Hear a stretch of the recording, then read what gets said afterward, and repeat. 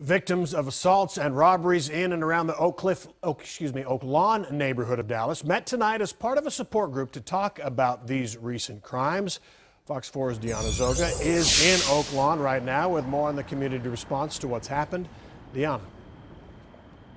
Yeah, and Stephen, that response comes in different forms, with police promising more patrols, at least one business working on the lighting, and now a support group for victims of violent crime, especially in the LGBT community. That support group was started by a man who's one of 11 attacked in this area over the course of 2 months.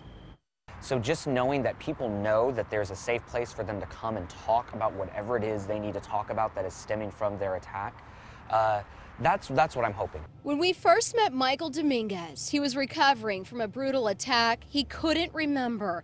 Someone slashed him while walking home from a bar on Cedar Springs October 2nd. In the 5 weeks since, with his eye getting better, I'm lucky, really lucky. He's turned his focus on others who have also experienced violence. But just sit there and say, I get it.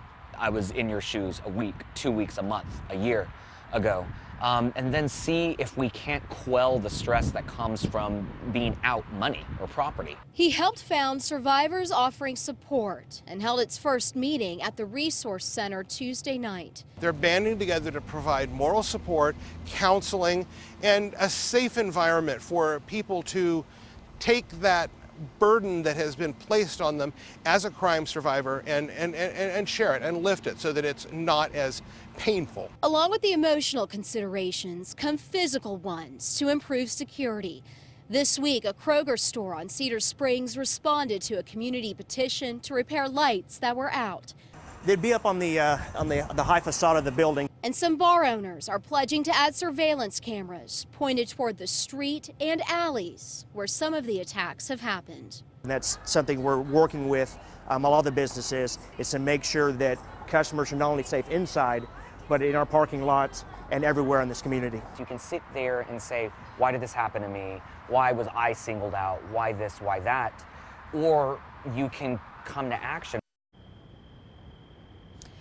And Dominguez has also been encouraging people to come forward and report crimes to police. He's also been raising money for victims through a GoFundMe page. Now, in addition to the support group, we mentioned some of the other responses in the community, Steve, and that includes the bar owners who plan to meet with police next Thursday at 1 o'clock at the Roundup Dance Hall and Saloon here in Cedar Springs in the Oak Lawn area to talk more about security. Back to you. All right, Deanna, I imagine one thing that people there tonight really wanted to do is get an update on arresting criminals. What's that update? Right, no arrests yet in these 11 cases, at least not that we're aware of. We did check with police today. Police have said they've increased patrols. We do know that one of the people who was robbed and held up as he left the tin room on Hudnall with friends, remember his car was stolen. He just learned this morning that it was recovered. He got a call from his insurance company, and then I confirmed through Dallas Police that indeed it was recovered somewhere in Dallas on November 4th. Don't know where exactly in Dallas yet, or if police found any evidence in that vehicle that would help point them towards any suspects. But police have said they don't think it's any one group, but rather several groups who have been operating in this area. Back to you. All right, Deanna Zoga in Oak Lawn, thanks.